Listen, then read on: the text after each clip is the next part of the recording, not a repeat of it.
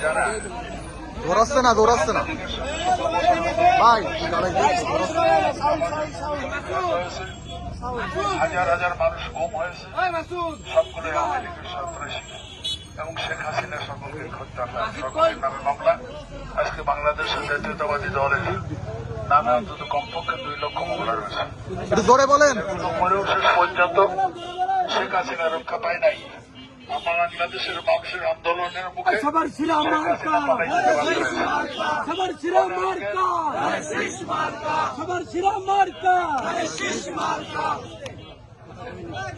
যারা 16 বছর রাজত্ব করে ভাবত যে আমরা এরপরে যুগ যুগ ধরে ক্ষমতায় থাকবো, বাংলাদেশের অধিকাংশ মানুষ শেখ হাসিনার পদত্যাগ চাইছে।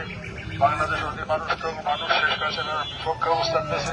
অধিকাংশ মানুষ যেটা বলে আল্লাহ সেইটাই শোনে এবং তাই আল্লাহর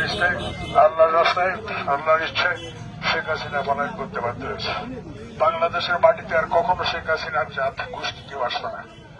আজকে বিএনপির দায়িত্ব রয়ে গেছে এই বাংলাদেশের মানুষের যে ক্ষতি হয়েছে তার পূরণ করা এবং মানুষকে ভোটের অধিকার দেওয়া, বাংলাদেশের মানুষকে কথা বলার স্বাধীনতা দেওয়া এবং যেটা বাংলাদেশ জাতীয়তাবাদী দল আগামী 12ই ফেব্রুয়ারি নির্বাচনে বাংলাদেশ জাতীয়তাবাদী দল ক্ষমতায় অধিষ্ঠিত হবে এবং সকল মানুষের ইচ্ছা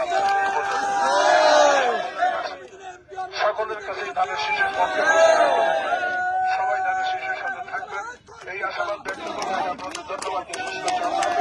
বাংলাদেশ জিন্দাবাদ।